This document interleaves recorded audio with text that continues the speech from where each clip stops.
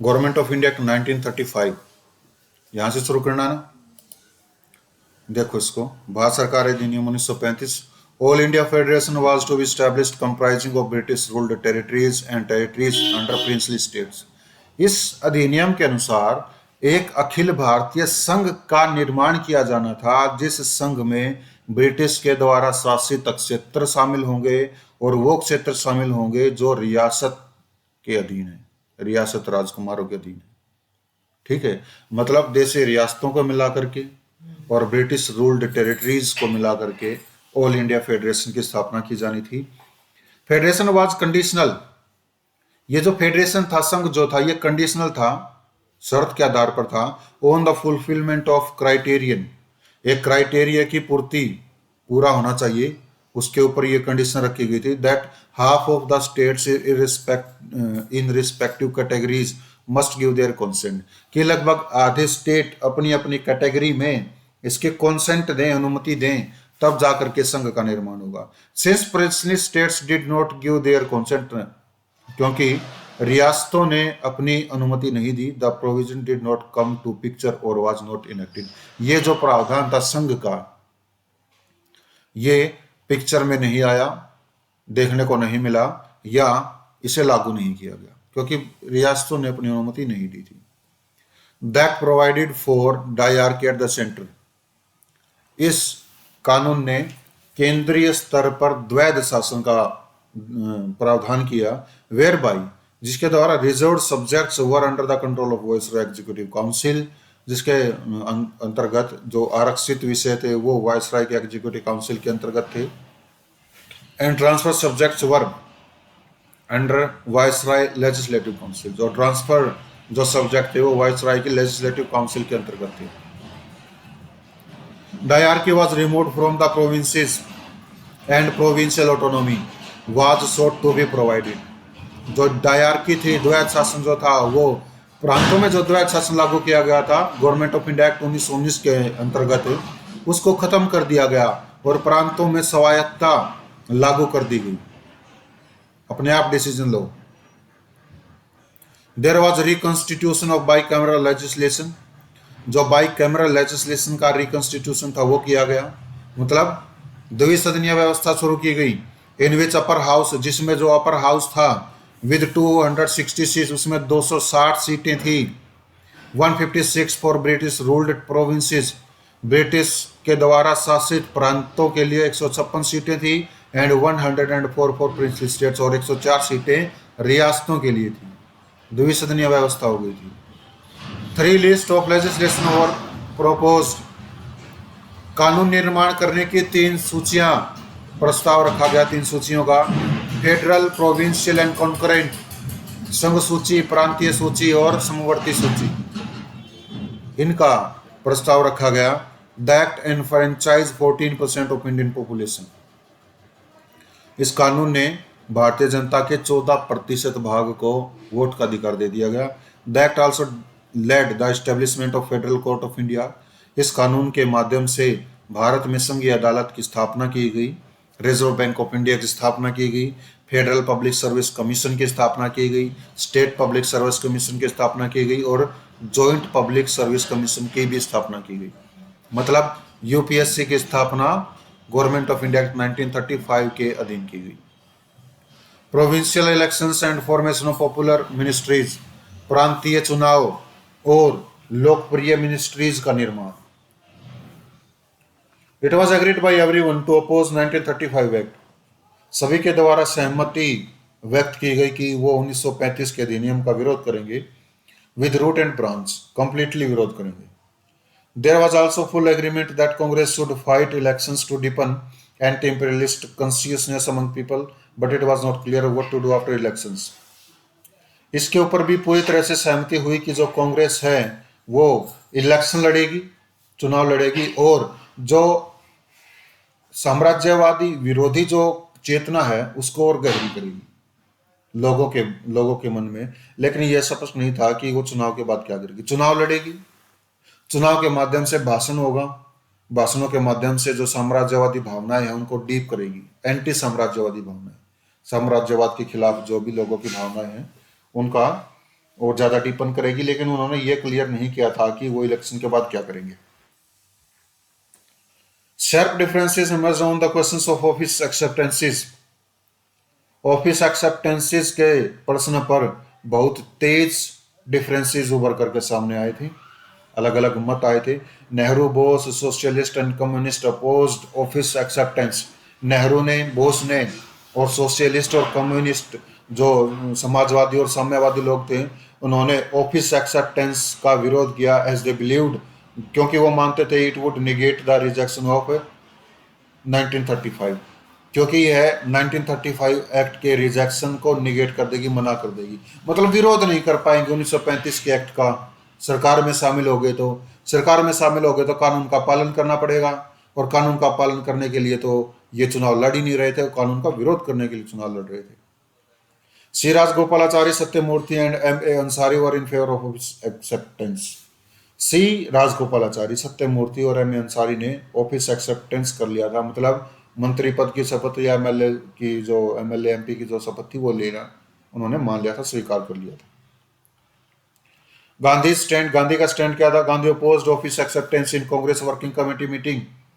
गांधी जी ने Congress working committee की सभा में ऑफिस एक्सेप्टेंस का विरोध किया, but by the beginning of 1936, लेकिन 1936 की शुरुआत से पहले ही बिकेम अकोमोडेटिव, वो अकोमोडेटिव होंगे, अनुमति दे दी, and was willing to give a trial to Congress ministries, और कांग्रेस मिनिस्ट्रीज को वो एक मौका देना चाहते थे, इच्छुक हो गए थे मौका देने के लिए।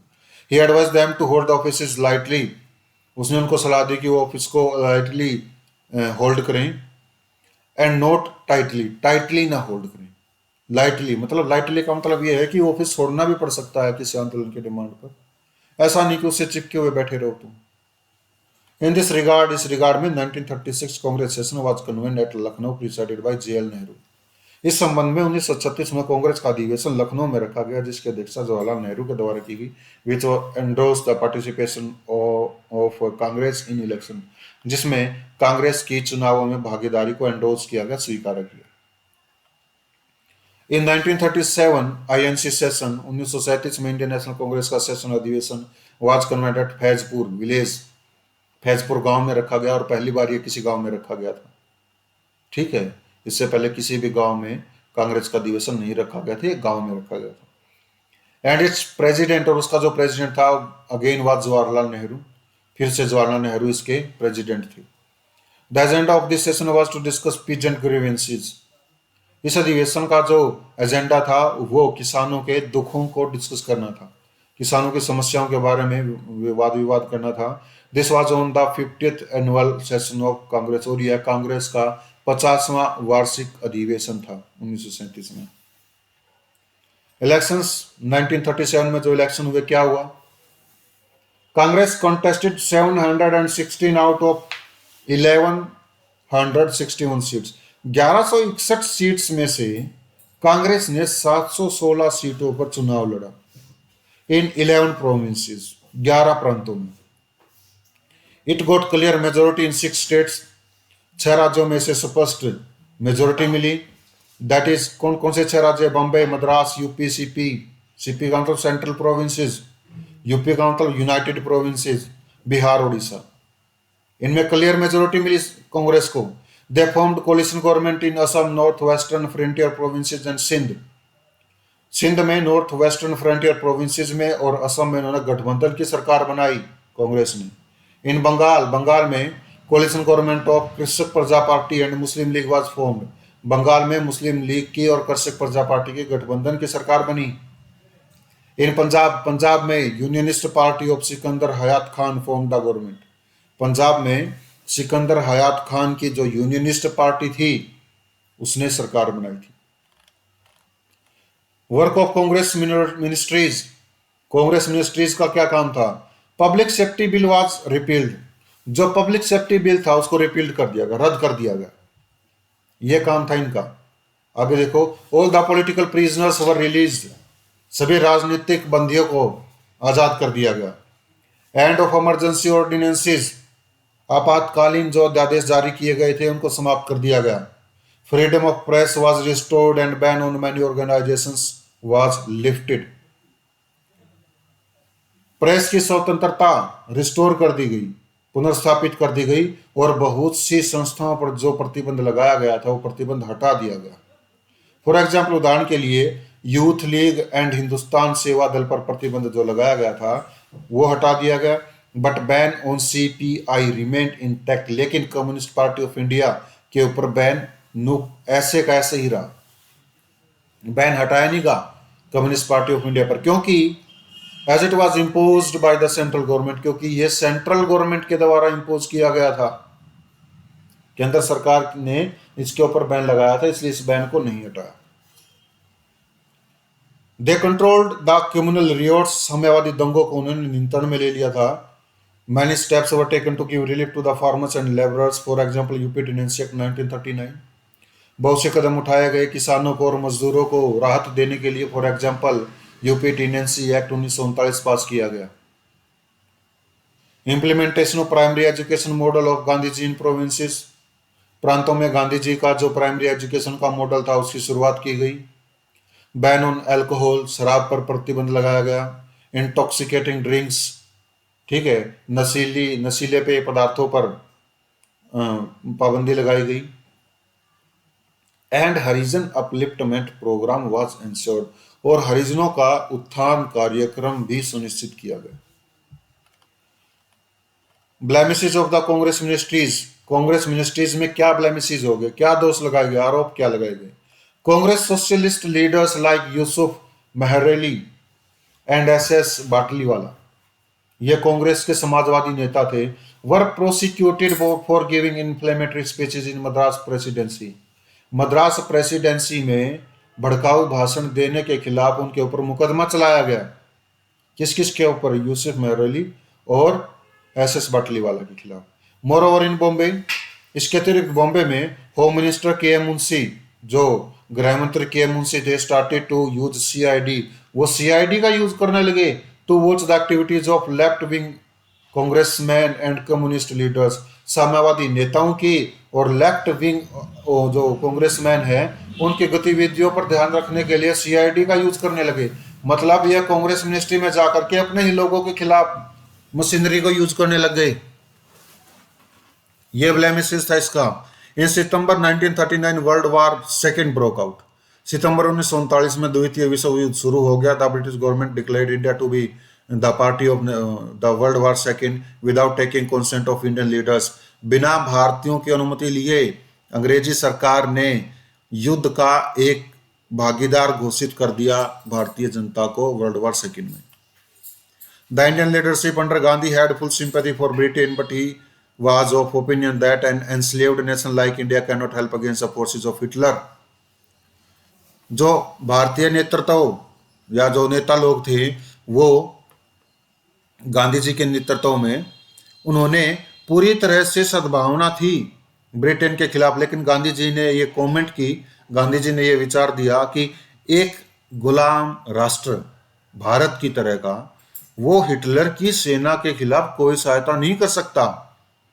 इन protest Congress ministries resign in October 1930, विरोध में आकर के कांग्रेस मिनिस्ट्रीज ने 1939 के अक्टूबर में रिजाइन कर दिया मंत्री पद से, ठीक है।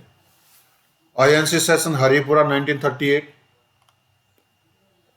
1938 में हरिपुरा में आईएनसी का सेशन हुआ। Subhash Chandra Bose was the president of this assembly, इस असेंबली के अध्यक्ष सुभाष चंद्र बोस थे। इन दिस सेशन, इस अधिवेशन में national planning committee was created, national planning committee create की गई under the chairmanship of Jawaharlal Nehru, Jawaharlal Nehru की चेयरमैनशिप में, अध्यक्षता के अंतर्गत। ये नेशनल प्लानिंग कमेटी ही नीति आयोग बन करके उभरेगी आगे, फिर नेशनल प्लानिंग कमीशन आएगा, उसके बाद नीति आयोग।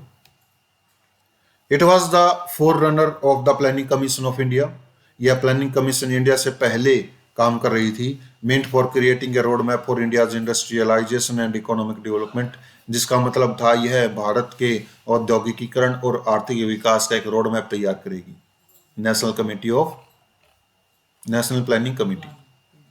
आईएनसी सेशन 1939 एट त्रिपुरी में 1939 में आईएनसी का अधिवेशन हुआ। प्रिसाइडेड बाय सुभाष चंद्र बोस, इसकी भी अध्यक्षता सुभाष चंद्र बोस के द्वारा की गई थी। For 1939 Congress election, Subhash Chandra Bose announced his candidate नोविंग that he would be opposed. 1939 के कांग्रेस के इलेक्शन के लिए सुभाष चंद्र बोस ने अपने कैंडिडेचर को घोषित कर दिया कि मैं कैंडिडेट हूं, यह जानते हुए कि उसका विरोध किया जाएगा। 1939 में Gandhi approached Nehru and then Maulana Azad to announce their candidature but they refuse. Gandhi ji Nehru के पास और मौलाना आजाद के पास ले गए कि वो अपना कैंडिडेचर घोषित कर दे, लेकिन उन्होंने मना कर दिया। यह जान करके कि सुभाष चंद्र बोस के खिलाफ लड़ना है तो हम हारे जाएंगे। S Gandhi announce the name of doctor Pattabhi Sitaramayya against Bose, और इस प्रकार से गांधी जी ने डॉक्टर पट्टाभी सीतारमैया का कैंडिडेचर घोषित कर दिया बोस के खिलाफ कि दो लोग इलेक्शन लड़ेंगे। अब कांग्रेस का अध्यक्ष कौन बनेगा? In election Bose secured 1580 votes and Sitaramayya 1377। Election में सुभाष चंद्र बोस को 1580 वोट मिले और सीतारमैया को 1377 वोट मिले। Gandhi took defeat as his own, Gandhi ji ने इस हार को अपनी हार माना and suggested Subhash Chandra Bose to choose his own working committee to run the Congress, और यह सुझाव दिया कि सुभाष चंद्र बोस अपनी खुद की कांग्रेस वर्किंग कमेटी को चूज कर सकते हैं कांग्रेस को चलाने के लिए। Govind Vallabh Pant moved a resolution expressing full confidence in old working committee। Govind Vallabh Pant ने पुरानी कांग्रेस वर्किंग कमेटी में पूरा विश्वास व्यक्त करने के लिए एक प्रस्ताव पास किया, प्रस्ताव मूव किया, शुरू किया, पेश किया था वो। As per the wishes of Gandhi ji, Gandhi ji की विशेज के आधार पर गांधी जी चाहते थे कि पुरानी कांग्रेस वर्किंग कमेटी सही है, इसको दूसरी मत चुनने दो। दो द रिजोल्यूशन वाज पास, हालांकि रिजोल्यूशन पास हो गया but Gandhi did not approve it, लेकिन गांधी जी ने इसको अप्रूव नहीं किया, सहमति नहीं दी। Since a disastrous division was looming on Congress, क्योंकि कांग्रेस के ऊपर एक बहुत ही भयंकर विभाग छा रहा था, डिवीजन बंटवारा छा रहा था। Bose resign from the post of president and doctor Rajendra Prasad become the new president. Bose ने पोस्ट से रिजाइन कर दिया और इस प्रकार से डॉक्टर राजेंद्र प्रसाद जो है वो इसके प्रेसिडेंट बन गए कांग्रेस के। Ramgarh session of Indian national Congress 1940, Indian national Congress का 1940 में रामगढ़ सेशन क्या है? प्रेसिडेंट मौलाना आजाद, इसके अध्यक्ष कौन थे? मौलाना आजाद थे। Congress reiterated its position on war and declared that nothing short of complete independence would be acceptable by the people। Congress ने अपनी युद्ध में जो स्थिति थी उसको फिर से दोहराया और ये घोषणा की कि पूर्ण स्वराज से कुछ भी कम एक्सेप्टेबल नहीं किया जाएगा लोगों के द्वारा, पूर्ण आजादी ही चाहिए। It also declared that Congress will resume civil disobedience movement as soon as the organisation is fit enough for the purpose. Congress ने यह भी घोषणा की कि कांग्रेस फिर से सविनय आंदोलन की शुरुआत करेगी जब उसको ये महसूस हो जाएगा कि जो ऑर्गेनाइजेशन है इसके लिए योग्य है, इसके चलाने के योग्य है। Pakistan resolution of Muslim League 1940, Mohammad Iqbal propose the idea of separate nation. Mohammad Iqbal ने अलग नेशन के निर्माण के आइडिया का प्रस्ताव रखा था। तो पाकिस्तान रिजोल्यूशन क्या है मुस्लिम लीग का 1940 में? पाकिस्तान की जो डिमांड थी यही की गई थी 1940 में। कोई हजरत नाम का था, हजरत अली रहमत अली, ऐसा उसने किया। सारे जहां से अच्छा मोहम्मद इकबाल के द्वारा ही बताया गया, सारे जहां से अच्छा हिंदुस्तान है हमारा। इन मार्च 1940, मतलब देखो सेपरेट नेशन की डिमांड कर रहे हैं और वही लोग नारे भी दे रहे हैं, सारे जहां से अच्छा हिंदुस्तान हमारा। इन मार्च 1940, मार्च 1940 में Muslim league called for geographical grouping of contiguous area where Muslims are in majority into an independent nation Pakistan. Pakistan का एक निर्माण करने के लिए, एक स्वतंत्र राष्ट्र का निर्माण करने के लिए मार्च 1940 में मुस्लिम लीग ने एक जियोग्राफिकल ग्रुपिंग्स का की आवश्यकता महसूस हुई, जहां पर मुस्लिम जो थे वो बहुसंख्यक थे। मतलब जिस जिस एरिया में मुस्लिम बहुसंख्यक है उसी को सेपरेट नेशन बनाया जाए, यह डिमांड करने के लिए मार्च 1940 में पाकिस्तान और मुस्लिम लीग की पाकिस्तान रिजोल्यूशन पास किया गया मुस्लिम लीग 1940 में। अगस्त ऑफर ऑफ लिनलिथगो 1940, पाकिस्तान ने वाज गिवन बाय चौधरी रहमत अली के द्वारा पाकिस्तान नाम दिया गया था। इसके बाद अगस्त ऑफर आ गया लिनलिथगो का 1940 में। Hitler's advance and the fall of Belgium, Holland and France put England into a conciliatory mood. Hitler की जो प्रगति थी, हिटलर ने बेल्जियम को हरा दिया, हॉलैंड को हरा दिया, फ्रांस को हरा दिया। इस वजह से जो ब्रिटिश था या जो इंग्लैंड था, उस इंग्लैंड ने कंसिलिएटरी मूड में, इंग्लैंड जो है वो एक संधि के मूड में आ गया था, क्योंकि इसको पता चल गया था हिटलर तो बड़ा तैयार है, बेल्जियम को हरा दिया, हॉलैंड को हरा दिया, फ्रांस को हरा दिया। फ्रांस के बाद अब क्या बच गया? स्पेन बच गया। स्पेन से धीरे धीरे बस एक इंग्लिश चैनल बचेगा और हिटलर का कब्जा इंग्लैंड पे। तो वो संधि के मूड में आ गई। To get the Indian cooperation in the war effort, viceroy Linlithgow made the August offer of 1940। भारतीय लोगों के सहयोग को युद्ध में प्राप्त करने के लिए वायसराय लिनलिथगो ने अगस्त ऑफर 1940 में पेश कर दिया। क्या है August offer? Grant of responsible government in to India, Bharat को एक उत्तरदायी सरकार प्रदान करना। ये पॉइंट एक है अगस्त ऑफर का। Expansion of executive council to include more Indians, executive council का एक्सपेंड किया जाएगा ताकि और ज्यादा इंडियंस को इसमें शामिल किया जाए। Dominion status as the objective for India, जैसा कि भारत का ऑब्जेक्टिव था उसको डोमिनियन स्टेटस दे दी जाएगी। Constitution of an advisory council of war, advisory council of war की एक कंस्टिट्यूशन की जाएगा, ये बनाया जाएगा एडवाइजरी काउंसिल ऑफ वॉर की, consisting of British and Indian leaders, जिसमें ब्रिटिश अधिकारी और भारतीय नेताओं को शामिल किया जाएगा। इनको मिलाकर के एक एडवाइजरी काउंसिल ऑफ वॉर की स्थापना की जाएगी।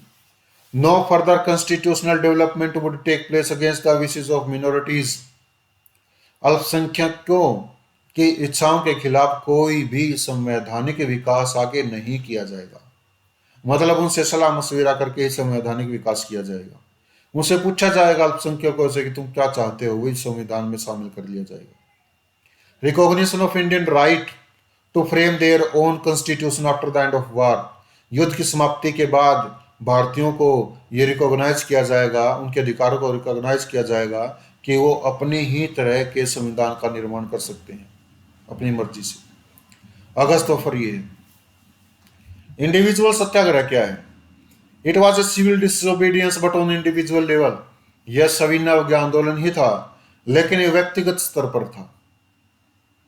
It was not to seek independence immediately, यह तुरंत स्वतंत्रता की मांग नहीं कर रहा था, but to assert freedom of speech and expression, बल्कि भाषा और अभिव्यक्ति की स्वतंत्रता को यह असर्ट कर रहा था, बता रहा था कि हमें चाहिए भाषा और अभिव्यक्ति की स्वतंत्रता। It was seen that mass movement में टर्न वोलेंट, यह देखा गया कि जो जन आंदोलन है वो हिंसक हो सकता है। And Gandhi did not wanted Britain to be embarrassed in such a situation, और गांधी जी ब्रिटेन को इस प्रकार की सिचुएशन में शर्मिंदा नहीं करना चाहते थे कि एक तरफ तो जो ब्रिटेन है वो युद्ध में लड़ रहा है, दूसरी तरफ जो भारत है वो आंदोलन चला रहा है। अहिंसा was the central place of individual satyagraha, individual satyagraha का जो मुख्य केंद्र था वो अहिंसा था कि सबको अहिंसात्मक रहना है, हिंसा नहीं करनी है, लड़ाई झगड़े नहीं करनी। And satyagrahis were chosen carefully, और जो सत्याग्रही थे उनको बहुत ही सावधानी पूर्वक चुना गया था इंडिविजुअल लेवल पर। Vinoba Bhave was the first सत्याग्रही, जो विनोबा भावे हैं वो पहले सत्याग्रही थे। क्वेश्चन आ सकता है, एग्जाम में आया भी है कई बार। जवाहरलाल नेहरू वाज सेकंड, जवाहरलाल नेहरू दूसरे चुने गए इंडिविजुअल सत्याग्रही थे। And Brahmadatta was the third one, जो ब्रह्मदत्ता थे वो तीसरे इंडिविजुअल सत्याग्रही थे। Dual purpose of individual satyagraha, individual satyagraha का ड्यूअल पर्पज क्या था? Giving strong expression to Indian people to generate strong political feeling, भारतीय लोगों को मजबूत राजनीतिक भावना को जनरेट करने के लिए उनको एक मजबूत अभिव्यक्ति प्रदान करना, यह पर्पज था। दो दो पर्पज थे इनके। To give British government further opportunity to peacefully accept Indian demands, अंग्रेजी सरकार को फिर से एक अवसर देना कि वो शांतिपूर्वक भारतीयों की डिमांड को मांग ले। ये इसके दोहरे पर्पज थे। Cripps mission 1942, you know very well, in 1942 world war second end. Stafford Cripps, cheque of forthcoming date, Gandhi ji के द्वारा इस क्रिप्स मिशन को आगामी तिथि का एक चेक कहा गया, और स्टैफर्ड क्रिप्स जो थे वो इसके हेड थे, इसलिए इस मिशन का नाम क्रिप्स मिशन रखा गया। US president Roosevelt along with Chiang Kai-shek and Winston Churchill came to India in February 1941. US president US Roosevelt, Chiang Kai Shek और विंस्टन चर्चिल, ये तीनों भारत की यात्रा के लिए फरवरी 1941 में आए। Roosevelt raise the question of Indian political freedoms, Roosevelt ने भारतीय राजनीतिक सुधारों के प्रश्न को उठाया। And he express sympathy towards India's aspiration for freedom, और भारत की जो आज़ादी की महत्वाकांक्षा थी उसके प्रति उसने अपनी सहानुभूति व्यक्त की। एज सच, इस प्रकार से Cripps mission was sent in March 1942, Cripps mission मार्च 1942 में भेजा गया to seek the full cooperation of Indians in world war second, world war second में भारतीयों के पूरे सहयोग को मांगने के लिए।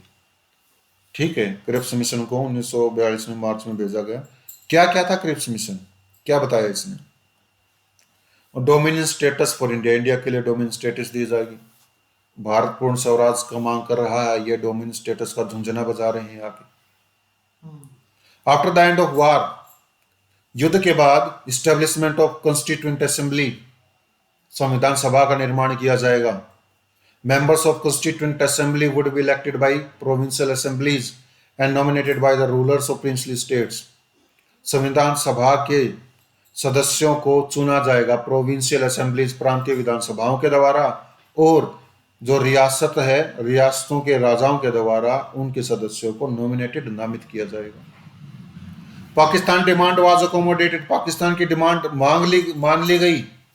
बाय द प्रोविजंस, इन प्रावधानों से, दैट की any province which was not ready to accept the new constitution, कि कोई भी प्रांत जो नए संविधान को नहीं स्वीकार करना चाहता, would have the right to sign a separate agreement with the British regarding its future, उनके पास ये अधिकार होगा कि वो अपने भविष्य को लेकर के ब्रिटेन के साथ अलग से एग्रीमेंट साइन कर सकते हैं। फॉर प्रेजेंट के लिए British would continue to control over the defence of country, जो ब्रिटिश हैं वो देश का जो डिफेंस है, देश की जो रक्षा है, उसको अपने हाथ में लिए रहेंगे, उसको कंट्रोल में रखेंगे, defence matter.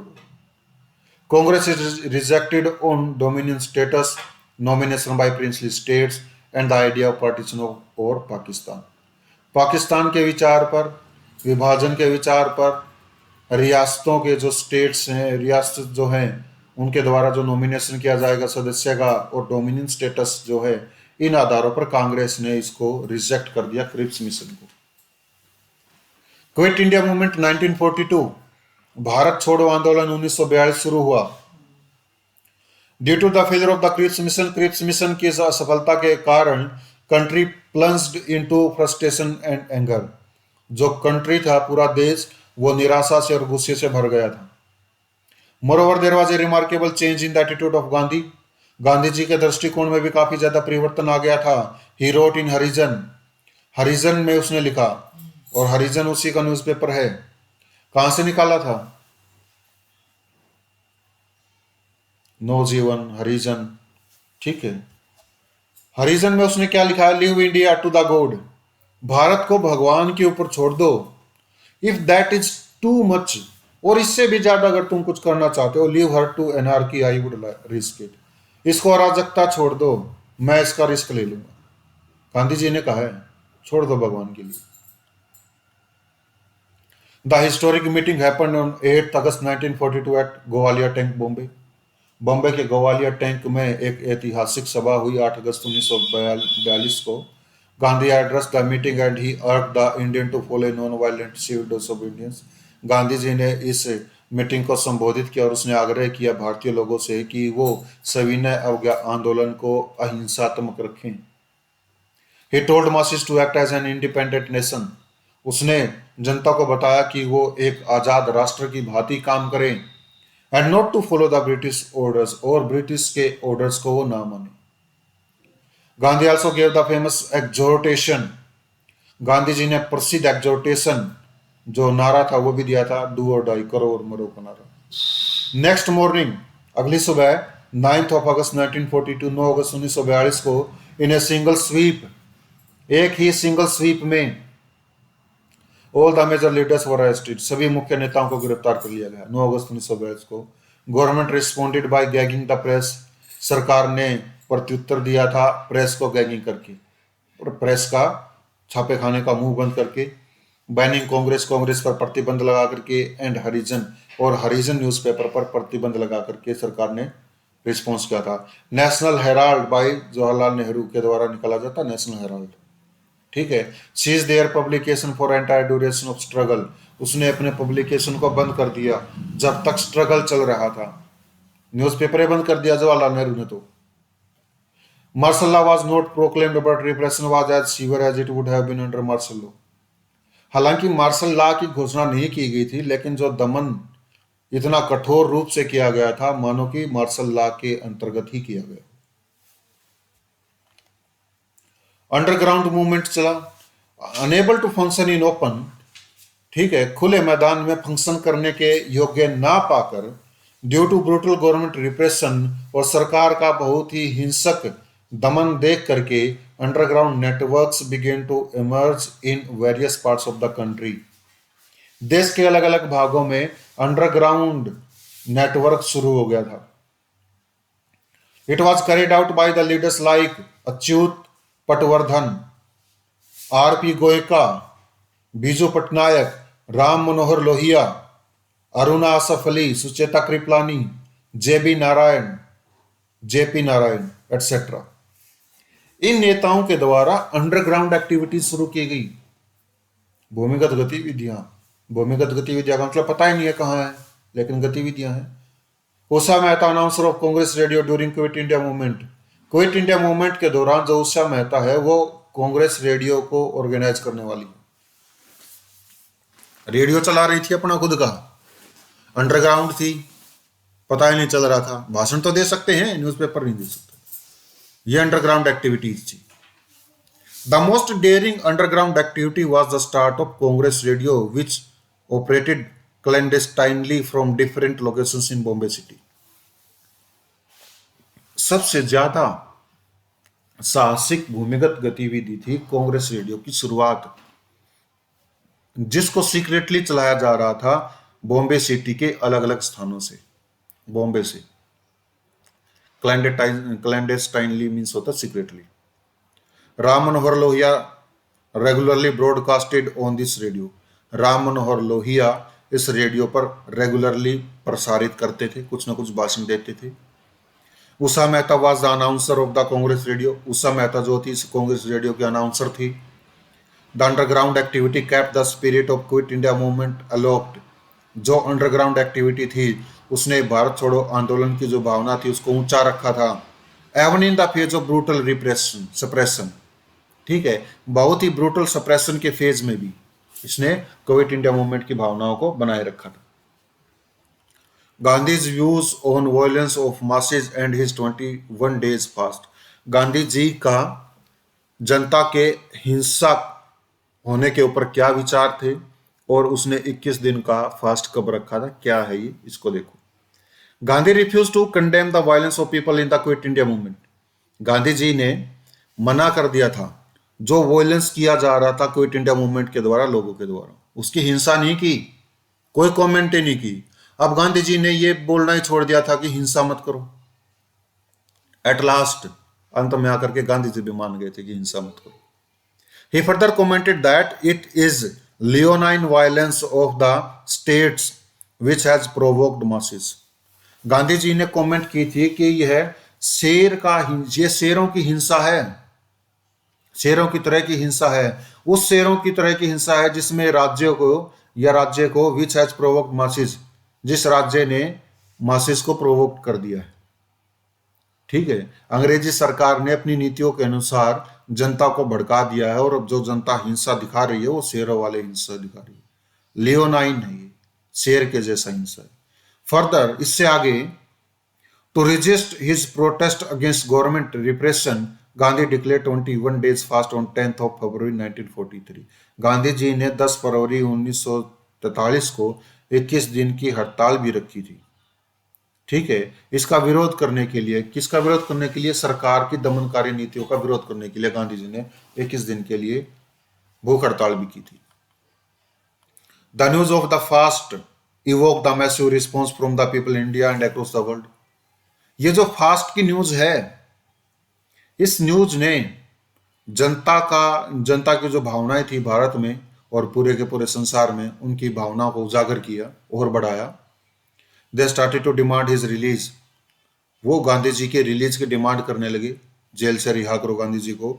Avon as an anxious nation pleaded for Gandhi's life, जब एंक्सियस नेशन गांधी जी की जीवन की जो मांग कर रहा था, the British went ahead making arrangement for his funeral, अंग्रेज गांधी जी के अंतिम संस्कार की तैयारी करने लग गए थे, क्योंकि 21 दिन हो गए थे, कुछ खाया पिया नहीं था। ठीक है, और लोग क्या मांग कर रहे थे कि गांधी जी को रिहा करो, और वो क्या कर रहे थे? ठीक है, बुढ़ा मर जाएगा।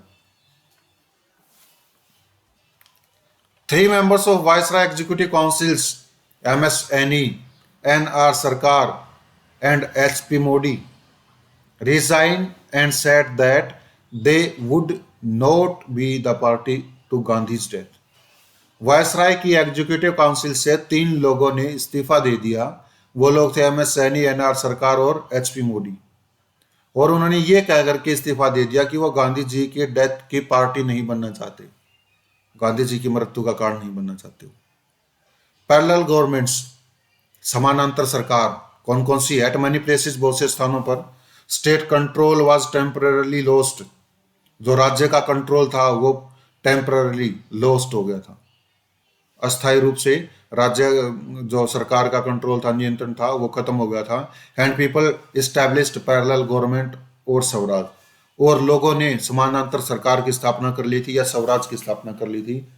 इन बालिया, यूपी में, यूपी के बालिया में parallel government was established in August 1942 under the leadership of Chittu Pandey. Chittu Pandey की नेतृत्व में अगस्त 1942 में यूपी के बालिया में एक समानांतर सरकार की स्थापना की गई। But it was suppressed with in few months only, लेकिन इस सरकार को केवल कुछ ही महीनों के अंतर्गत दबा दिया गया। तमलुक इन मिदनापुर, बंगाल, बंगाल के मिदनापुर में तमलुक है।